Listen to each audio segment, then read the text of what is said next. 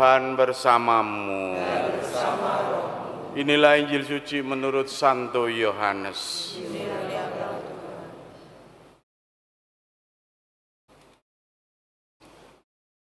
Sekali peristiwa, Yohanes berdiri bersama dua orang muridnya di tempat ia membaptis di Sungai Yordan.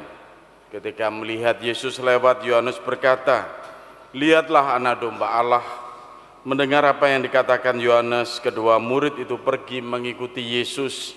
Tetapi Yesus menoleh ke belakang.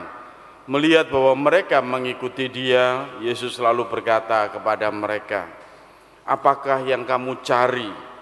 Kata mereka kepadanya, "Rabi," artinya guru, "di manakah engkau tinggal?" Yesus berkata kepada mereka, "Marilah dan kamu akan melihatnya." Mereka pun datang dan melihat di mana Yesus tinggal. Dan hari itu mereka tinggal bersama-sama dengan dia. Waktu itu kira-kira pukul 4. Salah seorang dari kedua murid yang mendengar perkataan Yohanes lalu mengikuti Yesus adalah Andreas, saudara Simon Petrus. Andreas mula-mula menemui Simon saudaranya dan ia berkata kepadanya, "Kami telah menemukan Mesias," artinya Kristus. Lalu Andreas membawa Simon kepada Yesus. Yesus memandang dia dan berkata, "Engkau Simon anak Yohanes, engkau akan dinamakan Kefas," artinya Petrus. Demikianlah sabda Tuhan. Terpujilah Kristus.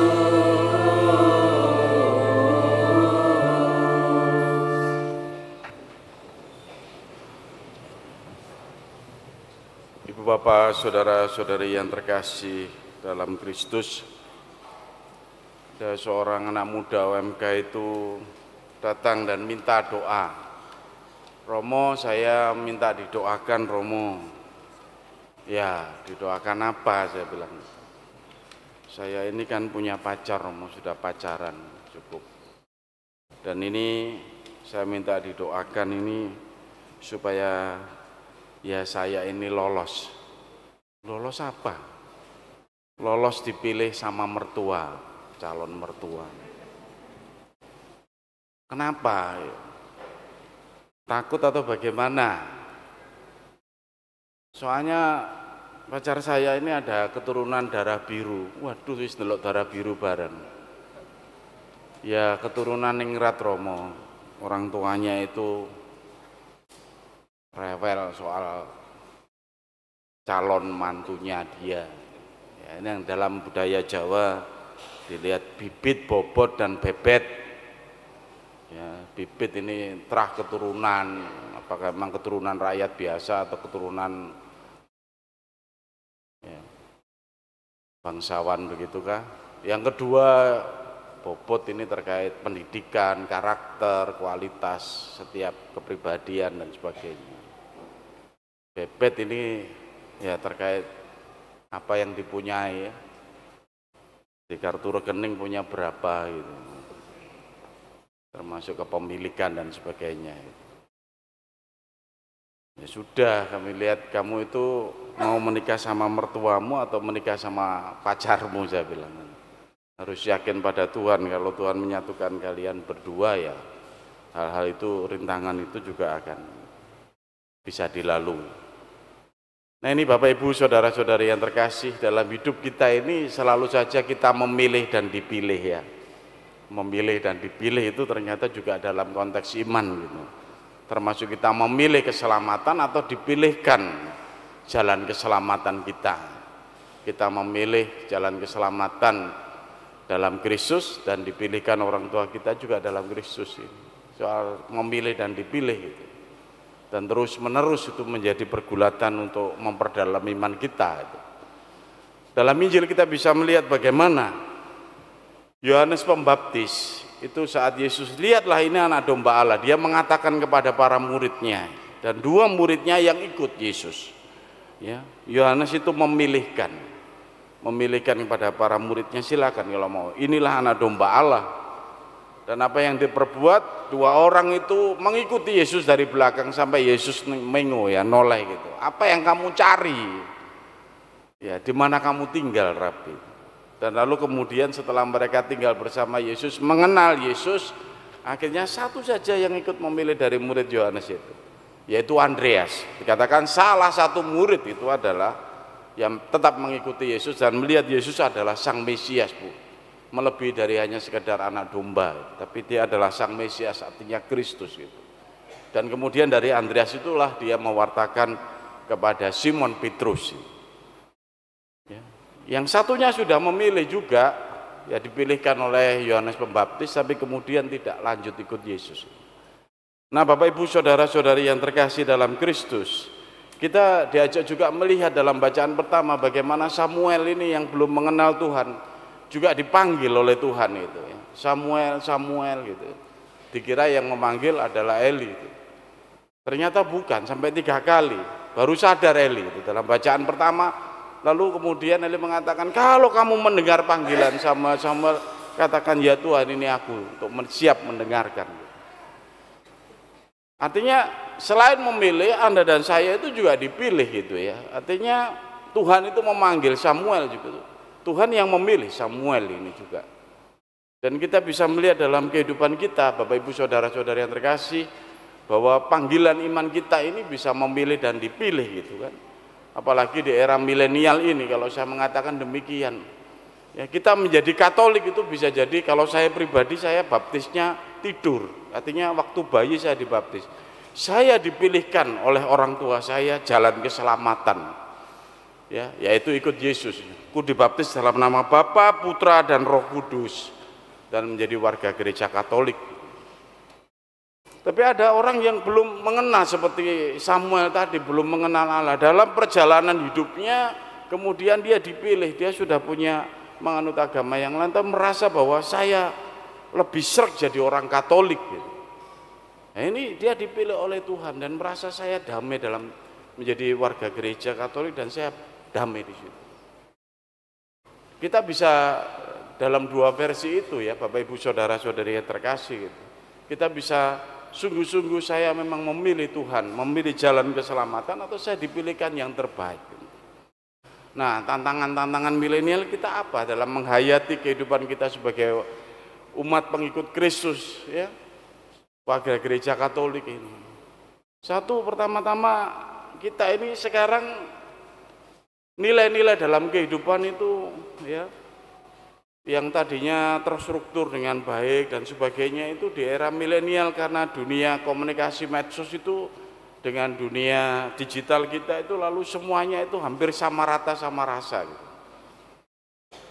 Jadi gak ono sing lebih, gak ono sing kurang itu. Semuanya ditampilkan sama itu, seperti jajan pasar itu. Jadi roto kabeh. Jadi anggapan termasuk jalan keselamatan juga begitu. Ya, agama apalagi di Indonesia ini 6 agama ditambah ratusan kepercayaan sama semua. Tampil di HP Anda itu sama. Ya, gak yang lebih dan yang kurang. Bahkan kemudian nilai-nilai yang lain juga begitu, sama. Jadi kita bisa melihat itu lalu agama itu juga menjadi komoditi. Dipilih begitu ya. Pilih gitu, silakan pilih. Jadi tawaran-tawarannya itu begitu. Dan yang agak mengkhawatirkan saya itu kalau lihat itu di TikTok, di YouTube dan sebagainya, di medsos kita itu mulai sekarang ini kesaksian-kesaksian orang yang pindah agama. Wah, saya dulu agamanya ini, sekarang saya ini karena saya menemukan ini. Wah, saya dulu. Jadi itu juga membuat Anda dan saya itu juga lama-lama itu melihat agama itu seperti komoditi itu. Bukan sebuah jalan keselamatan lagi yang utama gitu, karena sama rata sama rasa itu kita melihat agama itu ya dipilih-pilih gitu. Ya, dibanding-bandingkan seperti kita banding-bandingkan jajan pasar itu. Sing iki lebih enak, yang ini lebih gurih, yang ini lebih cheese, yang ini lebih pahit, yang lebih asin, macam-macam. Jadi agama-agama yang ada di Indonesia itu sekarang dibuat sama oleh media sosial itu. Dan sering muncul itu menjadi tawaran terus, ya. Dan itu yang kemudian bisa menggerogoti iman pilihan kita, yang tadinya memilih dan dipilih, lalu menjadi oh iya ya tak banding-bandingke saja imanku ini dan sebagainya. Lalu motivasinya bisa macam-macam Bapak Ibu. Anda bisa terpengaruh dengan macam-macam motivasi orang mau pindah agama, mau mengikuti Kristus atau tidak dan sebagainya gitu. Ya. Ada yang pertama-tama di tempatku enak. Nek komuniku oleh 2 rupa, roti karo ngombe anggur.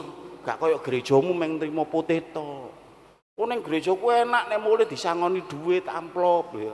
Oh enak ning gerejaku iku sing lansia dijemputi. Oh enak ning nggonku iku nek pokoke nek bar ibadah iku oleh sego bungkus. Mulai dibanding-bandingkan agama-agama, oleh apa kon? Kan begitu. Dan itu mengganggu iman kita Bapak Ibu saudara-saudari yang terkasih. Jujur, serius. Itu mengganggu iman kita.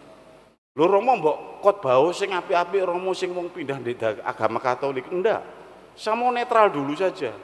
Supaya kita tahu Anda dan saya ini sedang diombang-ambingkan di dunia milenial ini. Lalu memang seperti petinju kan, ada yang kelas ringan, kelas berat dan sebagainya. Ada umat yang kelas penjelajah. Oh iya, mungkin yang hadir di sini juga ada. Tahun 2024 jadi Katolik 2003 kemarin ke gereja sebelah, sebelumnya ke kelenteng sebelah, sebelumnya itu saya kelas penjelajah. Sing cocok ae sik ngono ae, yang mendatangkan kesejahteraan, yang mendatangkan rezeki materi untuk saya akan ikuti. Dan ini diingatkan Bapak Ibu saudara-saudari yang terkasih dalam bacaan yang kedua, jangan main-main dengan tubuhmu ini, dengan pilihanmu ini. Karena dalam bacaan kedua katakan, di mana engkau sudah diikat oleh roh, digambarkan di situ kan, bacaan surat Rasul Paulus kepada jemaat di Korintus dikatakan, tidak tahukah bahwa tubuhmu adalah anggota Kristus, siapa yang mengikatkan dirinya pada Tuhan menjadi satu roh dengan dia. Jadi agama itu bukan persoalan terima apa, tapi agama itu lebih kehidupan rohani kita itu bagaimana kita bersatu dengan Sang Penyelamat, bersatu dengan Kristus, dengan Roh Kudusnya, dan terus dibimbing melalui jalan keselamatan. Nah ini Bapak Ibu saudara-saudari yang terkasih dalam Kristus, tantangan kita diajak dalam minggu biasa ini untuk merenungkan kembali bagaimana sebenarnya sikap iman saya sesungguhnya kepada Tuhan Yesus melalui gereja Katolik. Ya kalau dibanding-bandingkan unda-undi sih, kalau menurut saya pribadi sebagai Romo ini, kalau mendengar bagaimana kesaksian umat yang pindah, yang keluar, yang masuk dan sebagainya itu. Ya. Tapi biasanya orang yang kekeh dengan imannya dan yakin, dia sungguh merasakan betul makin dalam. Tapi kalau kemudian ikut-ikutan karena sana sini dan sebagainya, itu lalu kemudian memang tidak berakar betul. Ya.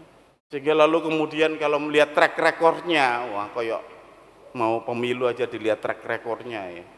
Oh memang ini kelas penjelajah gitu aja ya, udah nggak usah dieman temen-temen. Ya karena itu.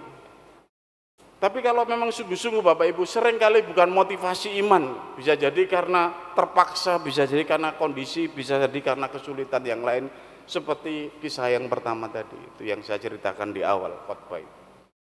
Nah Bapak saudara-saudariku yang terkasih dalam Kristus, maka kita dipanggil sebenarnya dalam jalan keselamatan mengikuti Dia, mengikuti Kristus itu. Seperti yang ditemukan oleh Santo Andreas tadi itu, aku telah menemukan Dia Sang Juru Selamat. Ya. Dan kita lalu kemudian dikatakan memang kekhasan menjadi orang Katolik itu kuat dan unik memang kan. Kita punya tradisi liturgi yang cukup kuat dan ketat itu. Ya, sehingga kalau sampai tahun baru merayakan Natal kok rasanya piye ya wis lewat kok, kita sudah sebelumnya juga nggak bisa, kami masih Advent, sebelum kita ada liturgi yang ketat, nggak gampang untuk diajak ini untuk diajak itu karena punya aturan iman yang ketat untuk menghargai. Demikian juga kita bisa melihat Anda dan saya itu hidup di lingkungan dan di wilayah, harus berjumpa dengan umat-umat Katolik di lingkungan dan wilayah itu. Ya gak gampang memang, coba lihat aja di tempat yang lain, adakah yang strukturnya seperti gereja Katolik itu. Sehingga kalau kita melihat kelompok-kelompok dan sebagainya, oh tempat kami kompak macam-macam, kebangunan kami kompak dan sebagainya, karena Anda semua ini satu minat. Nek minat, sak minat ya cocok. Tapi apakah di dalam satu lingkungan satu minat? Enggak. Yang ada itu satu iman, satu baptisan, satu kudus, satu gereja Katolik yang apostolik. Belum tentu minatnya sama. Sehingga memang itu kekhasan gereja Katolik. Sehingga kalau katakan Romo, saya kok nggak kerasan jadi orang Katolik karena di lingkungan kok usrak ya Romo umatnya.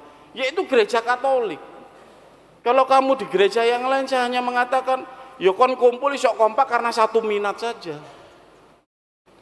Tapi kita harus terbuka menjadi Katolik, menerima semua umat Katolik dari berbagai suku, bangsa,